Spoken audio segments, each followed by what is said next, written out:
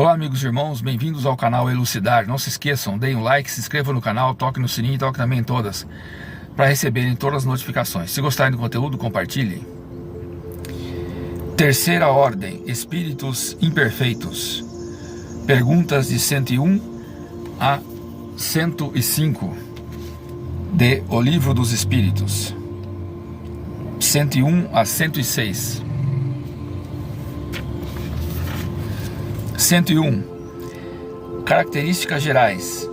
Predominância da matéria sobre o espírito.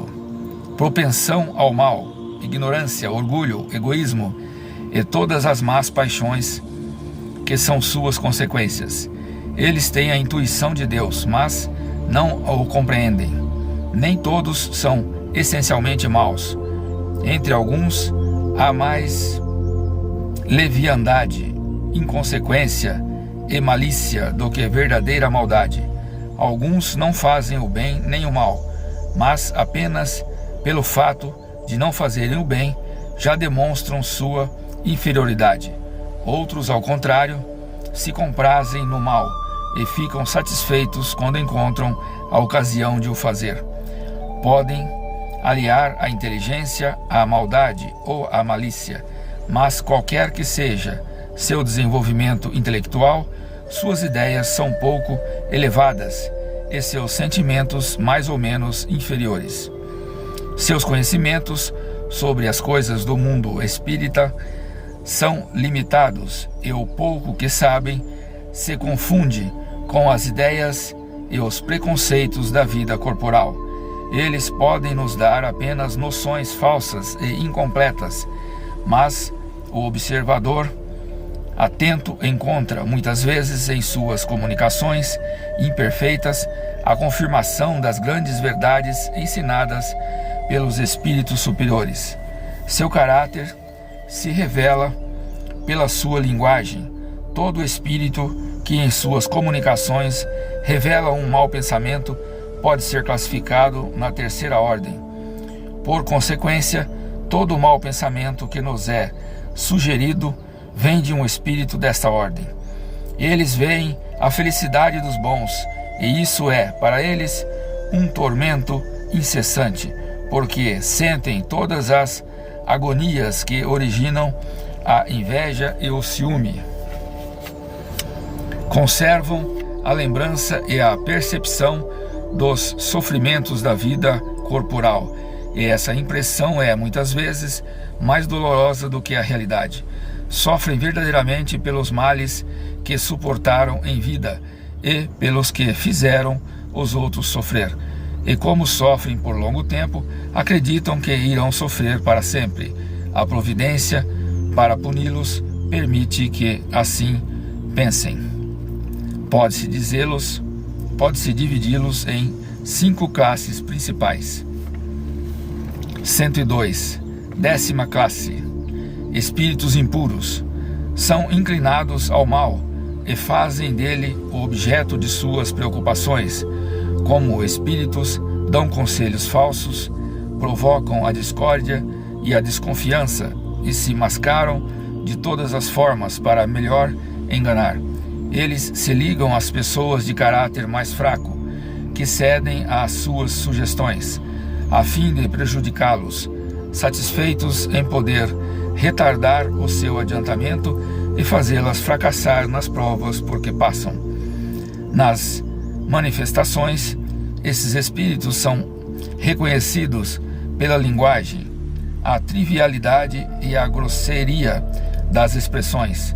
Entre os espíritos, como entre os homens, é sempre um indício de inferioridade moral ou intelectual. Suas comunicações revelam a baixeza de suas inclinações e se tentam enganar. Ao falar de uma maneira sensata, não podem sustentar esse papel por muito tempo e acabam sempre por denunciar a sua origem. Alguns povos fizeram desses espíritos divindades malfazejas, outros os designaram sob o nome de demônios, maus gênios, espíritos do mal. Quando estão encarnados, são inclinados a todos os vícios que geram as paixões vergonhosas e degradantes, a sensualidade, a crueldade, a mentira, a hipocrisia, a cobiça e a avareza sórdida. Fazem o mal pelo prazer de fazê-lo e muitas vezes sem motivos e por ódio ao bem. Escolhem quase sempre suas vítimas entre as pessoas honestas. São flagelos para a humanidade, seja qual for a posição da sociedade a que pertençam, e o verniz da civilização não os livra da baixeza e da desonra. 103. Nona classe. Espíritos levianos. São ignorantes, maliciosos, inconsequentes e zombeteiros.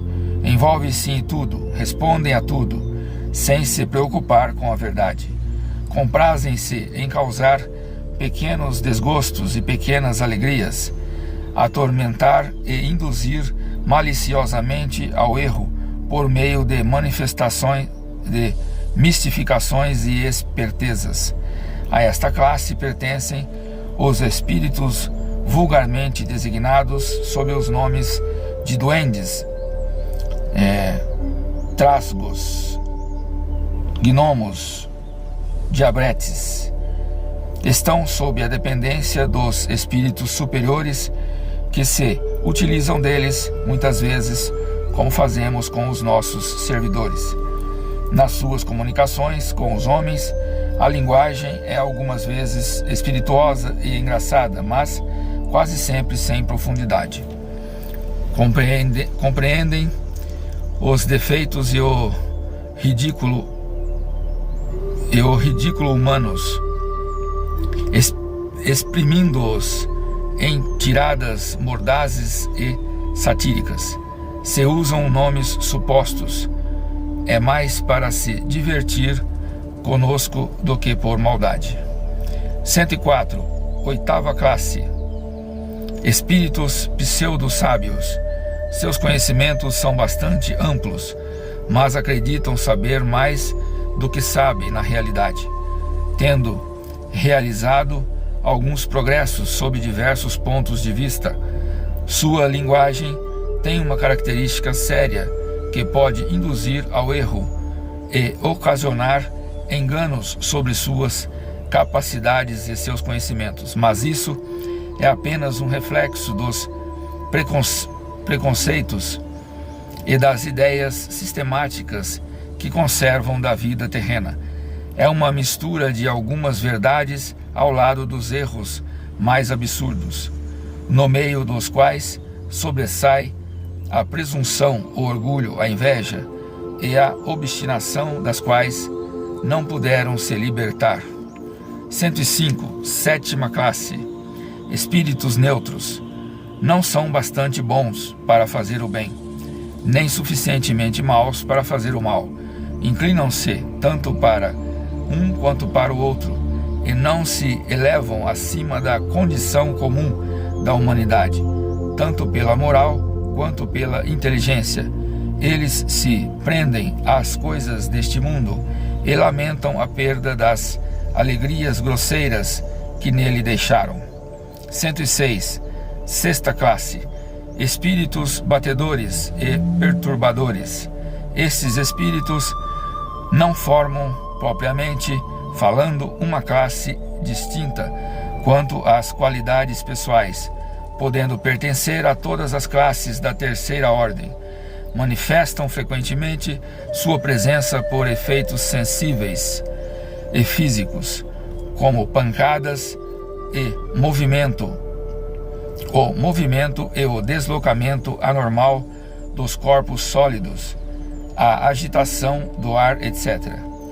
Parecem estar ainda mais do que outros ligados à matéria e ser os agentes principais das variações e transformações das forças e elementos da natureza no globo, seja ao atuarem sobre o ar, a água, o fogo, os corpos duros ou nas entranhas da terra. Reconhece-se que esses fenômenos não se originam de uma causa imprevista e física, quando têm um caráter intencional e inteligente. Todos os espíritos podem produzir esses fenômenos, mas os de ordem elevada os deixam, geralmente, como atribuições dos subalternos, mais aptos às coisas materiais do que às da inteligência, quando julgam que essas manifestações são úteis, servem-se dos espíritos dessa classe como seus auxiliares. Não se esqueçam, deem um like e se inscrevam no canal. Um grande abraço.